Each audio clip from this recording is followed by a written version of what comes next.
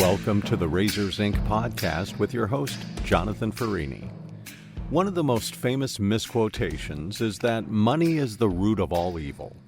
No, the first book of Timothy says the love of money is the root of all evil. And more than a few movies over the years has brought that idea to the screen. So pour yourself a drink, pull up a chair, and hear Jonathan's take on movies, television, and today, a gritty portrayal of the seedy side of Wall Street. Here's your host, Jonathan Farini. The movie Boiler Room, released in 2000, is my favorite of all the get-rich-quick movies about Wall Street. Why? It has an allure. It was released in 2000 and, like the other films I'll discuss momentarily, dives into the world of high-pressure stock brokerage. It's a place where ambition and greed and morality collide. There's a theme about the cost of ambition running through these films. Think Wall Street 1987, The Wolf of Wall Street 2013, or Margin Call 2011. They all center on the thrill of the chase of the big buck, the adrenaline rush of doing so, and the glamour of wealth, as well as the inevitable downfall of the protagonist. But Boiler Room is different. It grounds itself in a narrative about the personal struggle of its protagonist, Seth Davis. The $87 million lottery winner. That kid actor that just made $20 million on his last movie. That internet stock that shot through the roof. You could have made millions on it if you just got in early. And that's exactly what I wanted to do. Get in. I didn't want to be an innovator. I just wanted to make the quick and easy buck. I just wanted in. Notorious B.I.G. said it best. Either you sling and crack rock or you got a wicked jump shot. Nobody wants to work for it anymore. There's no honor in taking that after-school job at Mickey D's. Honor's in the dollar, kid. So I went the white boy way of slinging crack rock. I became a stockbroker. He's just one of the guys. He's not Bud, the mentee of Michael Douglas. He's not Leonardo DiCaprio running the pump and dump firm. He's just a low-level guy starting from the bottom. I'll be honest with you, I think you're running a good business, I think you're a smart kid and you're pulling in some real cash, but I gotta tell you, man, this is risky business, I mean, you really honestly plan on dealing cards to college kids when you're 35? You don't think you're gonna get pinched in the next couple of years? I mean, maybe it's time to start thinking about down the line time, So you want me to come work for you? What, I guess it'll be like a retribution for me taking all your money here? First of all, I am not done with you here, all right? And no, you're only gonna work for me a short time. You pass the Series 7, you learn the ropes, and you're on your own. In watching Seth, there's a psychological toll of living a double life. He's running an illegal casino from his apartment. He's doing this pump and dump stock brokerage while seeking approval from family, yet engaged in questionable activities.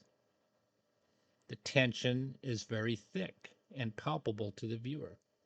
There's also a theme about the seduction of belonging in Boiler Room. The other films glorify excess, but Boiler Room is about the seduction of belonging. Okay, let's do this. Great, I'm gonna pass you on to my secretary. You call me when the stock doubles, all right?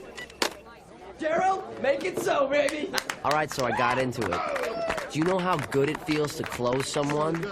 To sell someone? It's amazing. Besides, just close this guy for 10 bucks. Amazing. See what I'm saying? You see what are you doing? You're one of us now. You popped your cherry. It's like a fraternity. It's offering young men a sense of identity, camaraderie, and a sense of purpose. I think the movie asks, what are we willing to sacrifice to fit in?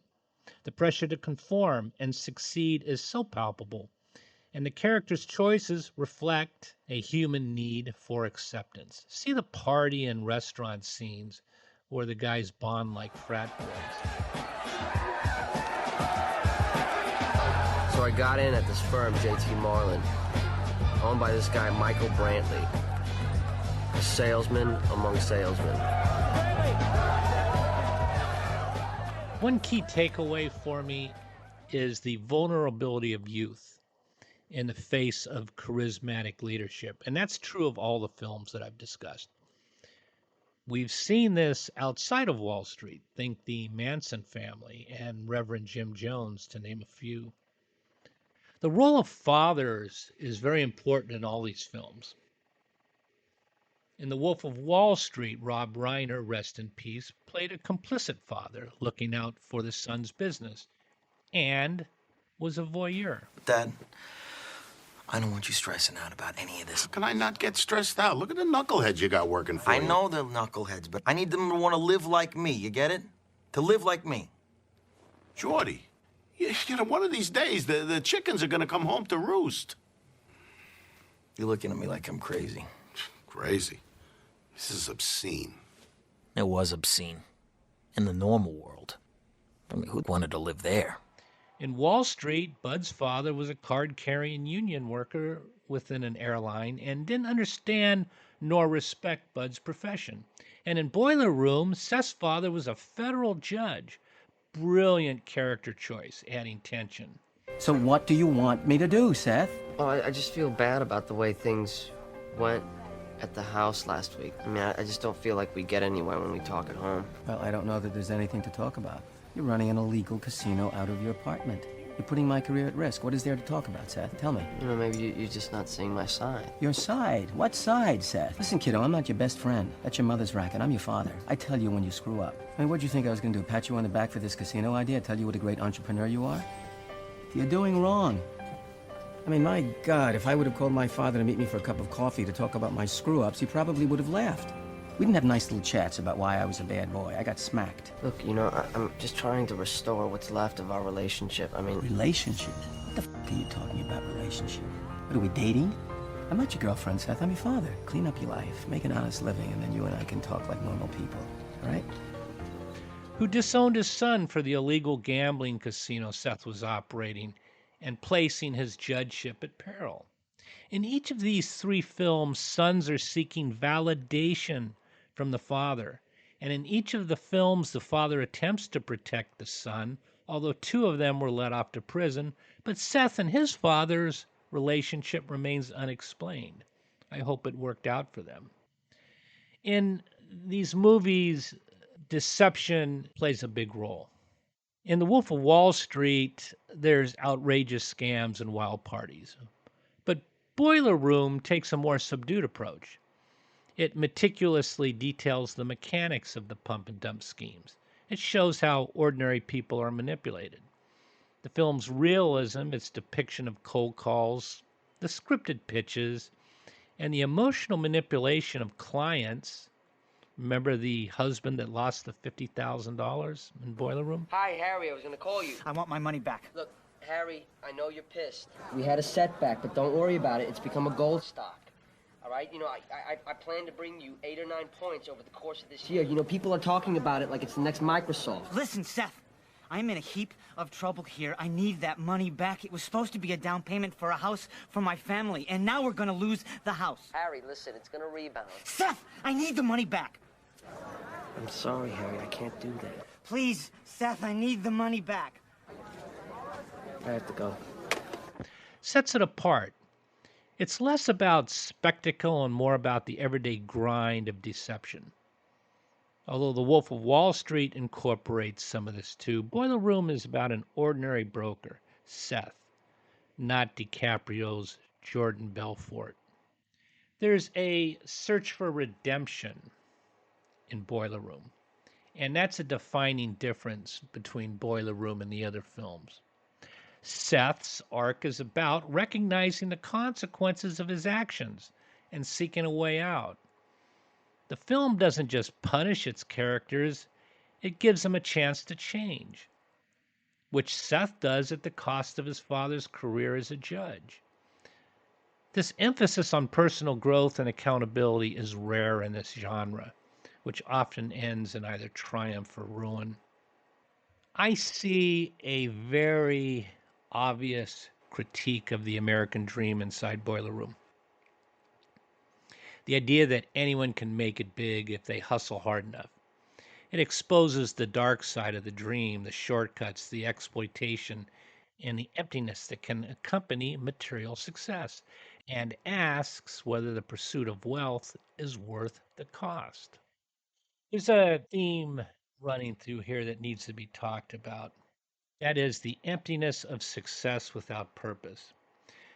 In Boiler Room, see the interior of the upscale home we're introduced to. I think it was Greg Weinstein's home, appearing as if being moved into recently, with the expensive creature comforts, including a tanning bed, but all the other toys still in boxes. A metaphor, I contend. This life is transitory, and the need to get up and move quickly is always a wolf, pun intended, at the door, with a knock from the FBI and SEC. Production notes.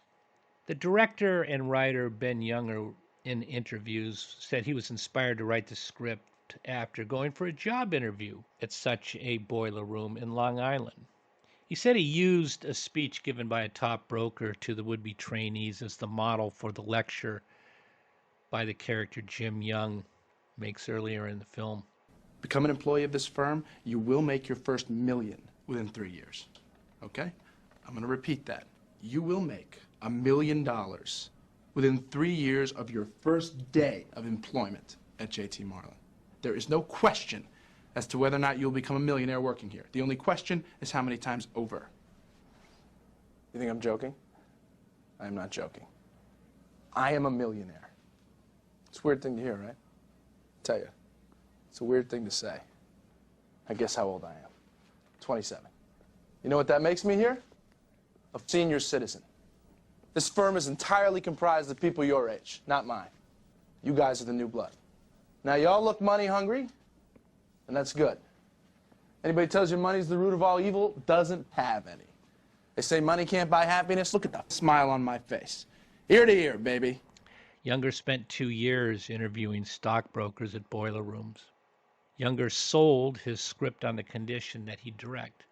Great move, and note to future filmmakers. If they want it bad enough, you'll get what you want.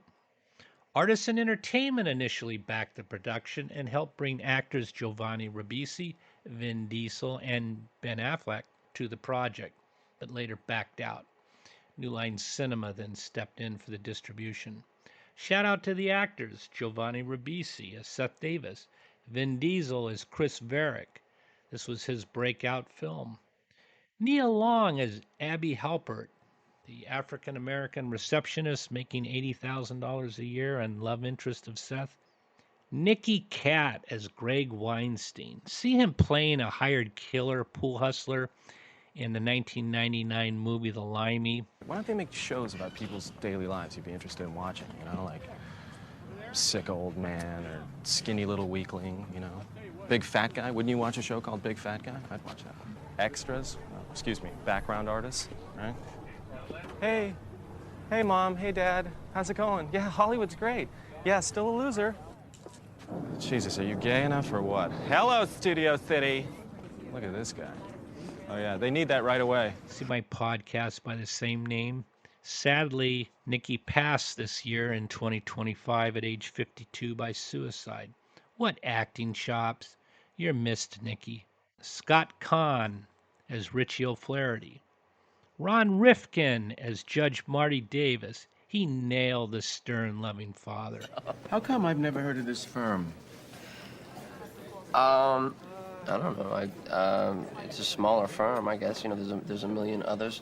Well, the reason I ask is because I would have thought that you would have, you know, just joined a firm like Goldman Sachs or something of that stature.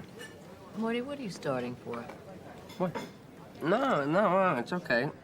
The reason is, Dad, that the larger houses don't really like to hire kids straight out of college, you know, unless you went to, you know, an Ivy League school or you want to do cash flow analysis for the next 15 years, you know. They usually like you to work outside their firm for a couple of years just to get a good sense of the marketplace. But most all brokers usually start out in little firms like JT Marlin. That's great. See, you answered the question. That was easy. So now all you have to do is close the casino, right? And Ben Affleck as Jim Young. Great job, Ben. Almost reaching Alec Baldwin's intensity in Glengarry Glen Ross, released in 1992. See my podcast by the same name.